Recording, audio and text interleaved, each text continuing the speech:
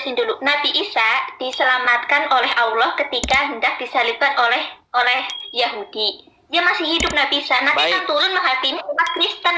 Oke, baik. Sekarang begini.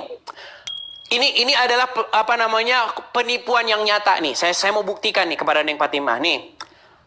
Orang-orang hendak mencari-cari Isa atau Yesus dan ingin menyalibnya, betul? Betul banget, betul. Nah, lalu ketika orang-orang ingin menyalibnya, Allah membuat orang lain wajahnya diganti menjadi Isa atau Yesus, betul? Betul. Berarti orang tersebut ditumbalkan oleh Allah.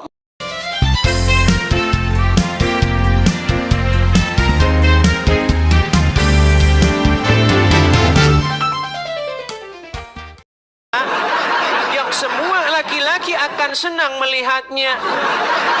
Dengarkan, Neng Fatimah. Begini. Tidak ada di dalam Al-Quran itu ada ayat yang menyebutkan bahwa Allah itu berfirman kepada keturunan Ismail. Tidak ada ayat yang menyebutkan bahkan satu saja nama keturunan Ismail. Ya, bentar dulu Bang Edis. Kalau ada karena tidak ada, lalu kenapa sekarang disebarkan? Udah tahu dong. Lalu kenapa sekarang disebarkan sebuah gosip, sebuah kabar bohong bahwasanya Allah berfirman kepada keturunan Ismail? Siapa? Ada di Al-Quran memang tidak tertulis, tapi Anda bisa mencarinya di sejarah-sejarahnya gitu Bang Edi. Berarti Al-Quran tidak menjelaskan. Tetap menjelaskan. Ya sudah, tolong jelaskan siapa keturunan Ismail menurut Al-Quran.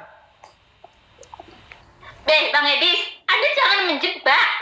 Bukan menjebak, Neng Fatimah. Saya ingin bertanya dengan sungguh-sungguh di mana di dalam Al-Quran bahwasanya keturunan Ismail jadi nabi. Siapa namanya?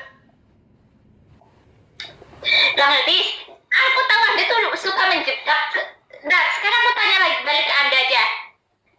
Anda sukanya nanya, katanya nggak mau ditanya balik. Boleh seputar agama ini, seputar tema ini boleh. Coba Tuhan mengikat perjanjiannya dengan Abraham dan keturunannya. Nah, Abraham dan keturunan yang dimaksud di situ adalah yang berasal dari Ishak. Makanya Tuhan berfirman kepada Ishak. Tuhan berfirman kepada Yakub, Tuhan berfirman kepada keturunan Yakub, ada di situ Musa. Lalu Tuhan berfirman lagi kepada bangsa Israel. Makanya selalu saja di dalam Al-Quran itu, Ya Bani Israel, Ya Bani Israel, nggak ada. Ya Bani Arab, nggak ada di dalam Al-Quran Ya Bani Arab.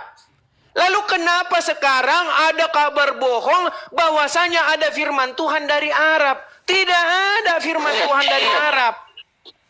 Firman Tuhan seperti kata Mazmur, Tuhan memberitakan firman-Nya kepada Yakub, hukum dan ketetapan-ketetapannya kepada Israel. Ia tidak berbuat demikian kepada bangsa lain dan bangsa-bangsa lain tidak mengenalnya. Makanya firman Tuhan, pengajaran datang dari Sion, datang dari Israel. Lalu kenapa ada pengajaran dari Arab? Akhirnya orang-orang pergi ke Arab nyiumin batu. Itu akibat Anda tidak mendengar firman yang datang dari Sion. Anda mendengar firman Tuhan yang datang dari Gua Hira. Bentar, Anda bahas keturunan Nabi Ibrahim kan? Itu kan istilah Nabi Ibrahim kan ada dua. Yang satu Siti Hajar, yang satu Sarah kan. Tapi itu tidak ada dalam Al-Quran juga, Neng Zara. Nggak ada juga dalam Al-Quran. Coba Neng Zara, begini, Neng Fatimah yang cantik, yang ayu, dengar dulu.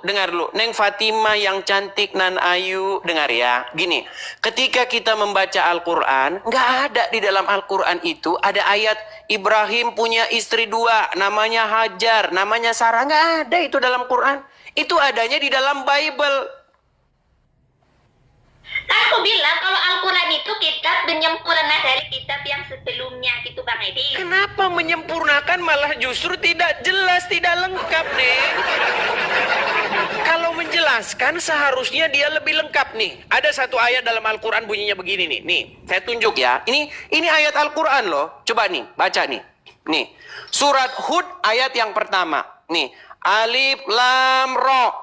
Ya, inilah kitab yang ayat-ayatnya disusun dengan rapih.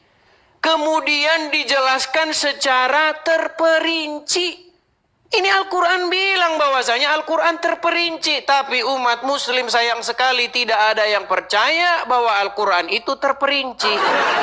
Justru katanya, oh Al-Quran itu tidak menjelaskan yang terperinci, tapi yang umum-umum saja. Penjelasannya ada di hadis. Loh. Kitab yang menjelaskan itu bukan hadis, Neng. Kitab yang menjelaskan itu Al-Quran. Bang Edis, aku tahu Anda tuh sebenarnya tuh mau menjebak umat Islam. Anda tuh penghujat. Bukan penghujat, Neng. Justru Ya, saya ingin memberitakan apa yang benar. Anda, bentar dulu. Anda tuh kayak anak kecil. Anda nggak berpikir dewasa. Aneh deh Anda. Anehnya di mana? Saya mengatakan bahwasanya kayak anak kecil. begini, Neng Fatimah. Begini, Neng Fatimah. Saya bilang di dalam Al-Quran itu tidak ada loh istri Ibrahim itu namanya Hajar, istri Ibrahim itu namanya Sarah. Itu nggak ada dalam Al-Quran. Tapi ada dalam sejarah. Iya, sejarahnya ngambil dari Bible. Katanya Al-Quran kitab yang lengkap, terperinci, menjelaskan segala sesuatu seperti ayat ini. Tapi faktanya di lapangan yang menjelaskan malah kitab sejarah. Ini kunaon sih, ini gimana? Coba. Udah lah Bang Edis. Aku tuh udah tahu taktik Anda gitu, udah tahu. Ini bukan taktik, Neng. Tolong jangan berpikiran yang negatif kepada saya dulu. Saya ini ingin memberitakan apa yang sesungguhnya. Yang selama ini sudah dipelintir-pelintir. Katanya, coba kalau ditanya umat muslim. Kalau Al-Quran itu memelintir, mana buktinya, mana ayatnya? Begini, Neng, oke. Kalau kita tanya Al-Quran, seandainya Al-Quran ini ChatGPT, kita tanya ya, wahai Al-Quran, kitab apakah yang menjelaskan segala sesuatu? Pasti Al-Quran menjawab, saya. Nggak mungkin Al-Quran bilang, oh kitabnya tetangga. Tidak mungkin Al-Quran akan berkata, Al-Quran, kitab apa yang menjelaskan segala sesuatu? Kitabnya orang Kristen. Nggak mungkin dia bilang begitu. Pasti dia bilang, sayalah kitab yang menjelaskan segala sesuatu. Tertulis di dalam surat Hud ayat yang pertama. Rinci, jelas, dijelaskan secara teratur, terperinci. Kurang bagaimana lagi ayat Al-Quran mengatakannya? Coba. Iya, aku tahu, Aku tahu Bang Edis, aku tahu. Terus kenapa? Nah, okay. Kenapa sekarang Neng Fatimah termakan oleh isu, termakan oleh omongan orang-orang bahwasanya oh Al-Quran itu hanya menjelaskan yang umum-umum saja. Al-Quran itu tidak terperinci. Loh, ini terperinci tulisannya nih. Jelas dijelaskan nih kitab yang ayat-ayatnya disusun dengan rapi kemudian dijelaskan secara terperinci nih, terperinci. Bagaimana mungkin Quran bilang terperinci tapi umat muslim bilang nggak terperinci? Gimana? Dah, Bang Edi, sekarang aku yang tanya kepada Anda. Oke, tapi sudah mengakui dulu ya. Sudah mengakui bahwa tidak ada keturunan Ismail yang dari Nabi. Aku tanya dulu pada Anda. Iya, maksudnya Neng Fatimah sudah mengakui sekarang bahwasanya tidak ada keturunan Ismail yang jadi nabi. Ada atau tidak ada? Ada tapi dalam sejarah. Oke, sebutkan siapa namanya. Satu keturunan Ismail yang jadi nabi dalam Al-Quran siapa? Aku udah bilang dalam Al-Quran nggak ada. Tapi iya memang tidak ada. Kalau tidak ada, jangan dibuat menjadi ada. Sesuatu yang tidak ada tapi dibuat menjadi ada, tiada lain itulah yang disebut tukang sulap dan tukang sihir. Aku udah bilang tadi Bang Edis, dari awal aku udah bilang di Al-Quran memang tidak tertulis, tetapi di sejarah itu tertulis siapa keturunan Ibrahim. Cari aja di sejarah. Oke, siapa keturunan Ismail yang jadi nabi di kitab sejarah mana? Coba sebutkan.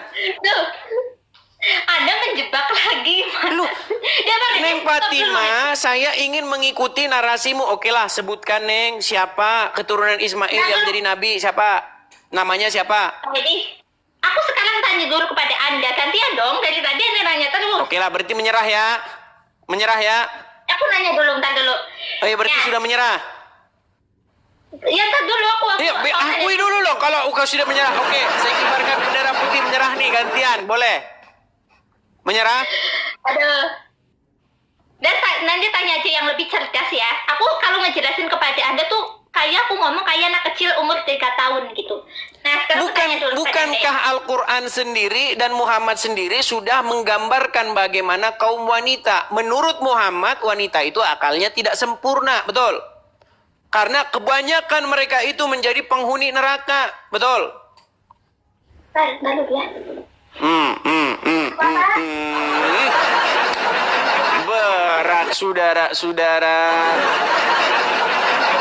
Neng Fatimah, di dalam agama Islam disebutkan bahwa wanita itu kebanyakan penghuni neraka itu adalah kaum wanita. Mau saya tunjukkan dalilnya bahwa wanita itu. Ya, aku tahu. Sebentar, saya tunjukkan dalilnya. Karena selama ini banyak wanita yang tidak tahu. Nih ya. Akal wanita itu menurut agama Islam itu tidak sempurna. Nih ya. Nih, saya tunjukkan dalil-dalilnya, ayat-ayatnya nih.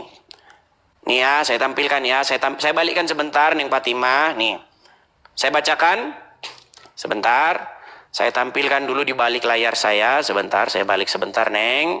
Karena banyak ini kaum wanita tidak tahu ini. Dan banyak yang terguncang ketika mereka mengetahui ini. Nih, saya bacakan ya. Nih. Artinya, ini Arabnya atasnya ya. Aduh, ini saya hapus dulu. Nih, ini Arabnya atasnya, ini artinya nih. Nih, diriwayatkan dari Abdullah bin Umar bahwa Rasulullah SAW bersabda, "Wahai kaum wanita, bersedekahlah kamu dan perbanyaklah istighfar. Karena aku melihat banyak di antara kalian adalah penghuni neraka." Lantas seorang wanita yang pintar, perhatikan ini. Seorang wanita yang pintar di antara mereka bertanya, "Wahai Rasulullah, kenapa kaum wanita banyak menjadi penghuni neraka?" Rasulullah SAW menjawab, "Kalian banyak mengutuk dan mengingkari." Maksudnya mengingkari pemberian nikmat dari suami. Aku tidak melihat, ini kata Muhammad nih. Aku tidak melihat kaum yang kurang akal. Nah, ini perhatikan ini, kurang akal nih. Aduh, Fatimah dikatakan kurang akal. Aku tidak melihat satu kaum yang kurang akal dan agamanya itu lebih banyak daripada yang memiliki akalnya kecuali dari golongan kalian. Nah, ini lanjut lagi ya. Wanita itu bertanya lagi, "Wahai Rasulullah, apa maksud kekurangan akal dan agama itu?" Rasulullah SAW menjawab, "Maksud kekurangan akal ialah persaksian dua orang wanita sama dengan persaksian seorang laki-laki." Ini ada dalam surat Al-Baqarah. Bahwasanya wanita itu dua orang baru itu setara dengan laki-laki. Jadi kalau dibawa pengadilan, wanita itu nggak bisa sendirian bersaksi. Harus dua orang. Nah, kalau laki-laki itu setara dengan satu laki-laki ya. Inilah yang dikatakan kekurangan akal. Begitu juga kaum wanita tidak beribadah kala malam-malam dan seterusnya dan seterusnya. Hadis riwayat Bukhari. Begitu. Ini sudah mengakui sekarang kurang akalnya Neng Fatimah. Sudah mengakui. Sudah mengaku. Kalau Rasulullah yang bilang ini langsung diam ini. Tapi kalau saya yang bilang dibantah terus. Mengerikan saudara-saudara. Yuk silakan. Saya balik lagi kamera saya ini. Betul. Kaum wanita kurang akalnya. Iya. Terdiam. Kurang akal, betul. Itu kan bukan kurang akal, tapi perbedaan kesaksian gitu. Justru kenapa dua orang wanita setara dengan kesaksian satu orang laki-laki? Kalau kita ke pengadilan, ada dua orang wanita nih ngomong, saya lihat dia yang nyuri. Dua orang wanita ngomong gitu. Ya kan? Itu setara dengan satu orang laki-laki. Imbang. Tapi kalau ada dua orang laki-laki lawan dua orang wanita bersaksi, atau satu orang laki-laki dengan satu orang wanita, kalah wanita itu. Begitu. Kesaksiannya setara dengan dua orang. Seorang pria itu setara dengan dua orang wanita. Karena akalnya tidak sempurna. Mana? Sekarang aku tanya balik kepada Anda. Silakan. Gantian dong. Silakan. Saya mau tanya. Boleh.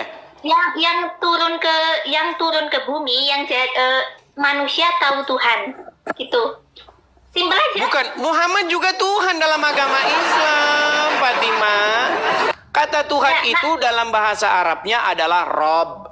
Tuhan itu kan bahasa Indonesia.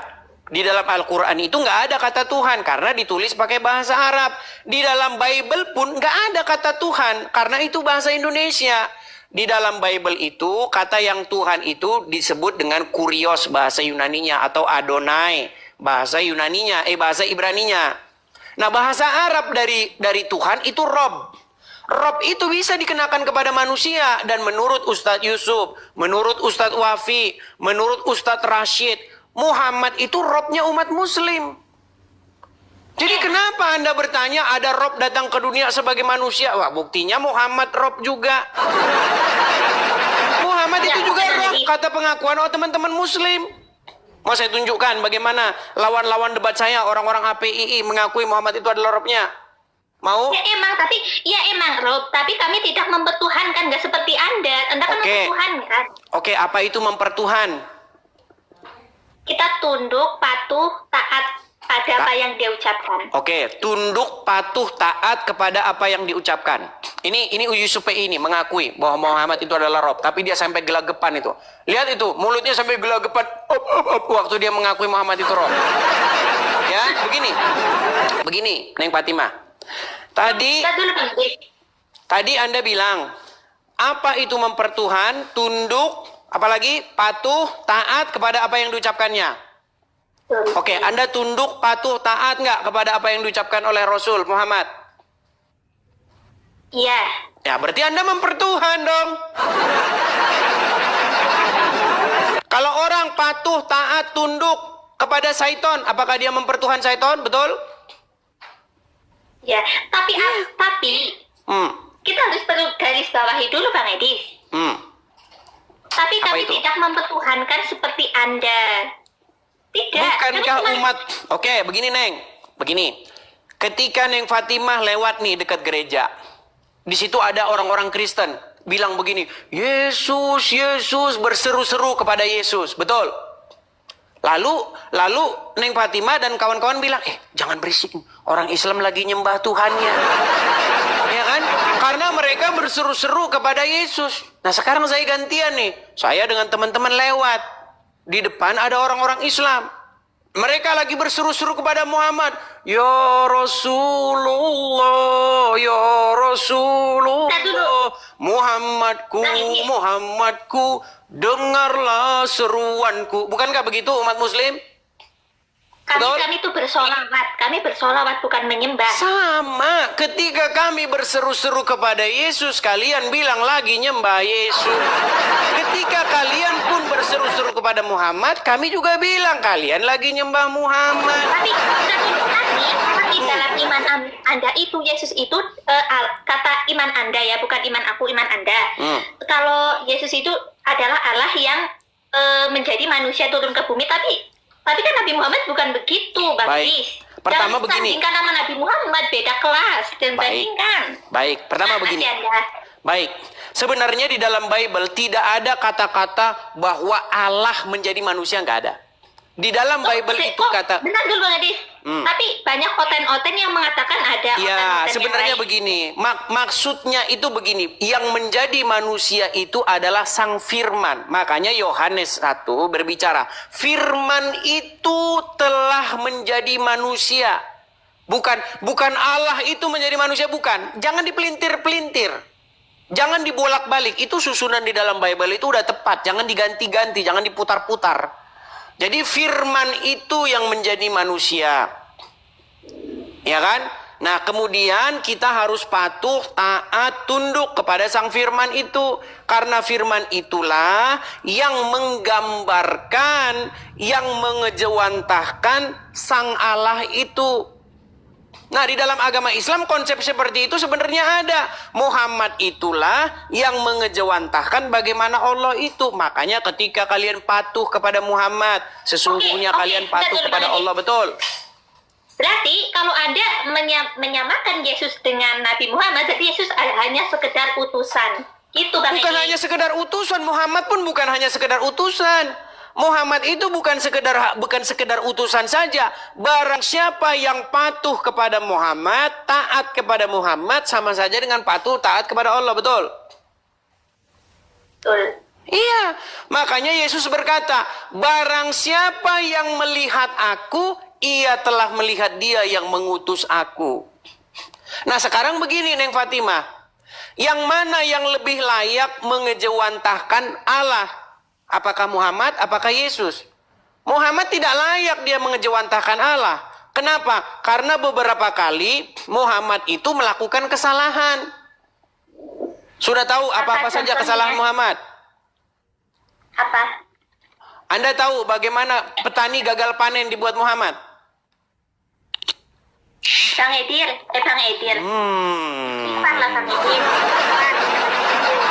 Begini Neng Fatimah, begini ya. Yesus itu, dia itu adalah gambar Allah yang tidak terlihat. Bagaimana sih kita melihat Bapa di sorga itu? Enggak bisa kita lihat. Disebutkan, langit adalah singgasananya dan bumi adalah tumpuan kakinya. Rumah apa yang hendak kau dirikan bagi dia? Makanya, Bapa yang maha besar itu, dia mengejawantahkan keberadaannya itu dengan perantaraan Sang Firman yang menjadi manusia. Makanya sesungguhnya ketika Neng Fatimah membaca firman itu kan Anda membayangkan Allah kan? Ketika Anda membaca firman Allah, Anda membayangkan Allah yang sedang berfirman di situ. Karena yang sampai kepada dimensi kita itu adalah perkataannya, firmannya. Firmannya itulah yang menuntun manusia. Makanya ada lagunya, firman-Mu pelita bagi kakiku, terang bagi jalanku. Jadi firman-Nya itu yang menuntun manusia. Siapa firman-Nya itu? Firman-Nya itu adalah Yesus, bukan Muhammad. Nah ini sekarang kebanyakan orang Muslim malah mengikuti Muhammad, bukan mengikuti Yesus. Kalau mengikuti Muhammad sekarang ada dalam kubur, betul? Betul? Betul. Iya, sedangkan Yesus hidup, naik ke surga. Ayo, siapa yang layak diikuti? Yang naik ke surga atau yang turun ke kubur? Ayo, coba. Mana yang lebih pantas diikuti? Mana yang lebih pantas dijadikan suri tauladan? Apakah orang yang ada dalam kuburan atau orang yang naik ke surga? Coba. Aku ngomong dulu Bang Edi. Silakan. Silakan. Selama ini Anda sadar nggak? Ada buat komal kayak gini tuh lihat komenan di bawah. Dia menghina Islam. Di mana saya menghinanya, Neng Fatimah? Di mana saya menghinanya? Apakah betul Muhammad ada dalam kubur? Betul atau fitnah? Lihat di bawah. Bang Edis, lihat itu di komenan di bawah, lihat. Komennya terlalu kenceng, saya nggak bisa lihat. Nanti saya akan angkat moderator untuk memblokir orang-orang yang memaki-maki. Jangan maki-maki. Yang Islam kah, yang Kristen kah? Ayo kita diskusi, nggak usah maki-maki, nggak ada gunanya. Maki-maki itu hanya menunjukkan bahwa Anda itu putus asa, Anda tidak punya harapan. Nggak usah lah. Tapi kalau saya bilang, Neng Fatimah, Muhammad ada dalam kubur, apakah itu fitnah? Tidak. Tidak. Emang benar. Emang benar. Sekarang saya tanya, apakah Muhammad itu pemimpinmu? Betul sekali Bang Edi. Berarti Neng Fatimah dipimpin oleh orang dalam kubur. Kan? Berat kan? Berat saudara-saudara. Begini Neng Fatimah, jangan menyerahkan hidup kita ini dipimpin oleh mayat dalam kubur. Serahkanlah hidup kita ini dipimpin oleh Bapa di sorga dengan perantaraan firman-Nya.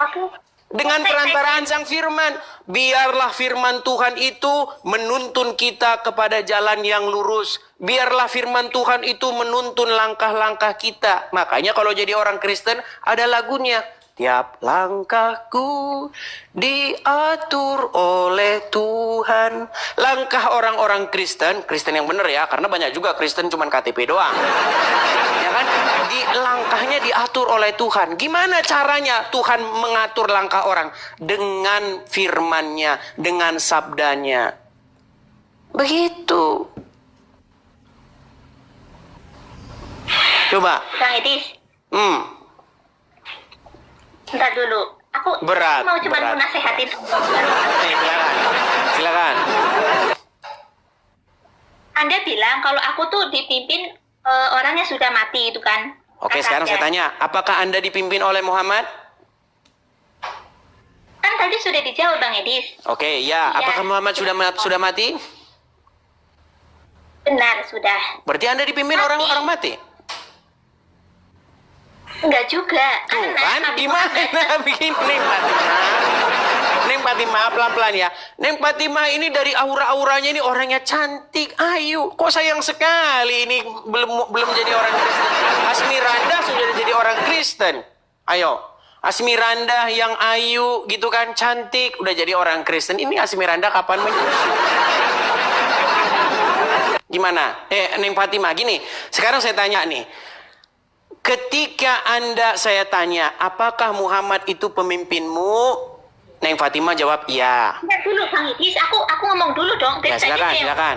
Ya, Silakan. ngomong. Emang Nabi Muhammad itu sudah meninggal. Tapi Nabi Muhammad sebelum meninggal itu meninggalkan 2, Al-Quran dan hadis. Dan itu tidak pernah mati, Bang Idris. Berarti yang memimpin umat muslim itu Muhammad atau bukan? Ya Muhammad meninggalkan 2, yaitu hadis. Oke, berarti sosok Muhammad itu adalah pemimpin, betul? Betul banget. Sampai hari ini nggak Muhammad itu pemimpin? Sampai akhirat nanti, Bang Idris. Oke, bahkan sampai nanti, sampai dunia ini berakhir, Muhammad adalah pemimpinnya umat Islam, betul? Pemimpin dan Oke. pemberi syafaat. Oke, dan Muhammad sudah meninggal, betul? Di mana? Dan Muhammad sudah meninggal, betul? Betul. Oke, berarti umat muslim dipimpin oleh orang yang meninggal dalam kubur, betul? Nah, kan berat kan? Makanya apa kata Yesus? Akulah kebangkitan dan hidup, kata Yesus. Maksudnya Yesus ya, saya nggak bilang diri saya. Apa kata Yesus? Akulah jalan dan kebenaran dan hidup, kata Yesus. Jadi yang layak dijadikan pemimpin, yang layak dijadikan orang yang menuntun Anda kepada hidup, itu adalah Yesus. Yesus aja udah mati kok di tiang salib terputus. Yesus naik ke surga. Sekarang saya tanya, betulkah Isa akan datang ke dunia? Betul, ada di surah, ada. Oke, berarti dia hidup atau tidak? Bang Adis, aku jelasin dulu. Nabi Isa diselamatkan oleh Allah ketika hendak disalibkan oleh Yahudi. Dia masih hidup Nabi Isa. Nabi Baik. Isa turun menghakimi umat Kristen. Oke, baik. Sekarang begini. Ini adalah penipuan yang nyata nih. Saya mau buktikan nih kepada Neng Fatimah nih. Orang-orang hendak mencari-cari Isa atau Yesus dan ingin menyalibnya, betul? Betul banget, betul. Nah, lalu ketika orang-orang ingin menyalibnya, Allah membuat orang lain wajahnya diganti menjadi Isa atau Yesus, betul? Betul. Berarti orang tersebut ditumbalkan oleh Allah. Surat An-Nisa ayat 157, wa ma qataluhu wa ma salabuhu walakin syubbiha lahum. Enggak ada di situ dibilang bahwa yang disalibkan itu adalah orang yang berkhianat. Enggak. Jangan ditambah-tambahi, jangan memfitnah Al-Qur'an, jangan menambah-nambahi Al-Qur'an, enggak disebutkan di situ. Yang disebutkan yang mereka salib itu adalah yang diserupakan, betul? Betul. Oke, berarti sekarang begini, Neng. Orang-orang ingin menyalibkan Isa atau Yesus, lalu ada orang mukanya dibuat jadi Isa atau jadi Yesus, dan itulah yang disalibkan. Sekarang begini, Neng, kesimpulannya. Berarti orang-orang tertipu, betul? Kalau ada orang-orang tertipu, berarti ada penipunya, betul? Sebentar, pelan-pelan, Neng. Ini penting. Kalau orang-orang tertipu, berarti ada penipunya, betul?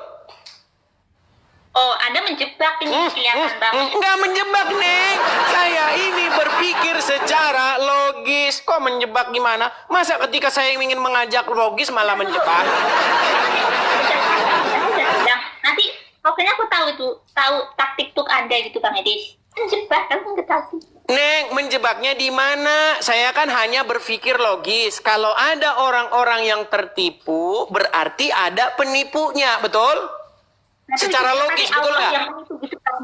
Nanti Anda bilang pasti Allah yang menipu gitu, pasti gitu. Enggak, saya nanya dulu nih. Kalau ada orang-orang, sekelompok orang tertipu, berarti ada penipunya, betul? Ya betul. Oke, siapa penipunya? Berat, saudara. Berat. Makanya begini, Neng. Makanya begini. Di dalam Injil yang sudah datang 700 tahun sebelum Al-Quran datang, Yesus itu bukan seorang pengecut yang lari dari penyaliban, tidak. Yesus hadapi penyaliban itu. Dan ketika Yesus wafat di kayu salib, itulah kemenangannya. Dia taat sampai pada matinya. Dia taat sampai mati. Begitu. Sehingga dia bangkit. Nah, ketika dia bangkit, makanya kita itu disebutkan, Yesus mengatakan, segala kuasa dan di sorga dan di bumi telah diberikan kepadaku. Makanya Yesus mengatakan, akulah kebangkitan dan hidup.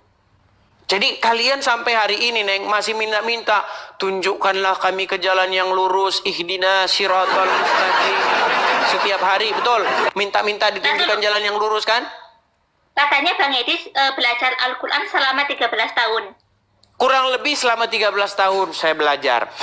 Berarti Anda hafal ayat-ayat Al-Quran dong tanpa membacanya lagi? Iya, cuman hafal-hafal surat-surat pendek saja. Misalnya begini nih, saya tutup mata saya ya, dan nih, saya tutup nih. Nanti disangkain lihat Google kata Juma. Nih, misalnya begini. Misalnya surat Al-Ikhlas. Qul huwallahu ahad, Allahu samad, lam yalid wa lam yulad wa lam yakul lahu kufuwan ahad. Tuh Al-Ikhlas, hafal nggak? Betul? Coba Betul. bacain surah Al-Baqarah deh Bang Edis. Al-Baqarah, baik, kita tutup lagi ya. Alif Lam Mim, zalikal kitabu la raiba fihi hudal lil muttaqin. Ya, betul nggak? Salah. Loh, Kan. salah lagi. Tapi begini, Neng, ini poin pentingnya gini. Ketika saya lihat muslim-muslim membaca Al-Quran, mereka itu malah menghafal-hafal huruf Arabnya. Ketika mereka baca, mereka tidak tahu apa yang mereka baca. Makanya saya ingin merubah nih pola pikir. Pola pikir yang selama ini dipikirkan oleh orang Islam. Ketika baca Quran, baca Arabnya dapat amal. Bukan begitu. Bang Edis, makanya jangan jadi penyembah manusia. Jadi otaknya nggak kayak gitu ya Bang Edis. Justru begini. Yang menjadi penyembah, bahkan penyembah mayat dalam kubur. Saya tanya dulu, apa sih menyembah bahasa Arabnya? Coba saya tanya. Kan tadi udah dijelasin Bang Edis, yang jelas-jelas menyembah dan mencium-cium patung adalah umat Anda, bukan umat Begitu, Islam. oke, baik, saya jawab. Saya jawab. Bang Edis, aku jawab dulu Begini. Bang Edis. Kami umat Islam, apa kami menyembah tuh ada di depannya ada patung? Tidak ada. Pertanyaan bagus. Baik, begini, Neng. Begini. Saya melihat banyak orang-orang, ini saya harus bicara ya. Kita ini juga harus melihat juga kepada diri kita gini. Di dalam Kristen itu memang ada berbagai macam golongan. Ada golongan yang dia itu sujud-sujud, nyembah-nyembah, dia itu bersujud begitu di hadapan patung. Ada oknum-oknum seperti itu, ada. Tetapi itu bukan yang diajarkan dalam Bible. Di dalam Bible bagaimana? Jadi kenapa Anda tidak mengingatkan saudara-saudara? Justru saya mengingatkan. Di dalam Bible dikatakan, jangan ada padamu patung yang menyerupai apapun, baik yang ada di langit, di bumi, di bawah bumi, untuk sujud kepadanya. Jangan ada padamu. Gak boleh. Bentar dulu Bang Edis. Makanya begini Neng Fatimah. Makanya datang ke gereja saya, nggak ada di situ patung, boro-boro patung, kagak ada. Karena memang dilarang untuk sujud kepada patung-patung tuangan manusia, nggak boleh. Bang Edis, yang di Konoha ini mempercayai Bible nggak yang di Konoha ini? Ya tentu saja dong orang-orang Kristen. Nah, oke. Kenapa kalau dia mempercayai Bible, katanya di Bible tidak tertulis untuk jangan membuat berhala, kenapa di Konoha dibuat berhala? Berarti karena dia tidak baca. Makanya saya bilang banyak orang Kristen yang KTP-nya saja. Jadi Jadi ketika justru begini Neng, Anda harus bisa bedakan apa kata Bible dengan apa kata orang. Kalau kata orang, oh ini saya boleh nih begini-begini kepada patung. Nggak boleh, Bible nggak boleh begitu. Nggak boleh. Makanya banyak teman-teman saya gini. Begini, saya ada beberapa mualaf nih. Mualaf, teman-teman mualaf. Di TikTok ini juga mereka juga siaran. Ya, dia bilang, dulu waktu saya jadi orang Kristen, saya nyembah-nyembah patung katanya. Ada. Ya kan? Ada seperti itu. Saya bilang, justru karena kamu tidak mengikuti ajaran Bible, makanya kamu begitu. Justru ketika kamu jadi orang Islam, malah kamu sekarang pergi ke Arab cium-cium batu. Saya ada gambarnya nih, Neng. Nih, biar kita adil ya, Neng ya. Nih, Neng. Nih. Sekarang saya tanya, ini apa? Udah pernah kemarin. Ini apa? Coba jawab. Bisa gitu. Jangan tertawa dulu, Neng. Ini apa? Coba. Itu batu hajar aswad, Bang Edi. Apakah batu itu makhluk hidup? Apakah batu itu bisa mendatangkan manfaat atau mudarat? Itu kan batu dari surga, Bang Edi.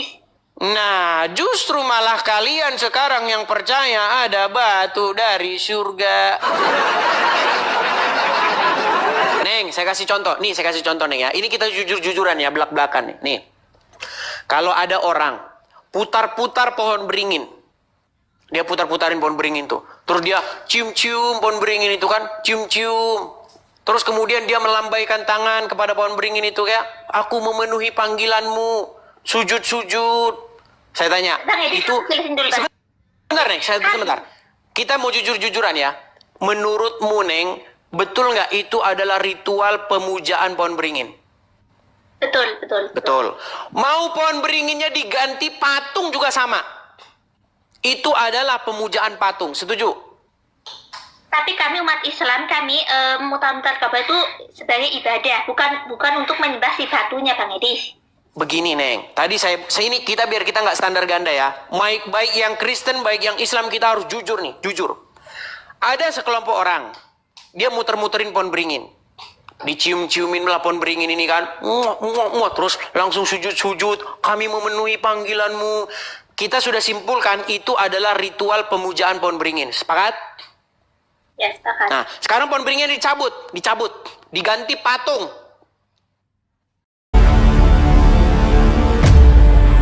Segala sesuatu yang masuk lewat mulut, keluar lewat mulut. Jadi tidak mungkin ada orang kerasukan roh jahat kalau tidak orang itu pernah jadi tumbal setan. Dalam nama Yesus, dalam nama Yesus, segala nama, segala nama. Dalam nama Yesus, Menjauhi kejahatan, bilang ini punya kerajaan surga, dalam amin. Yesus sangat tahu bagaimana cara menyembuhkan orang buta itu. Diambil keputusan dan dalam nama Yesus, cepat. Jangan lama-lama. Aku perintahkan kau demi nama Yesus.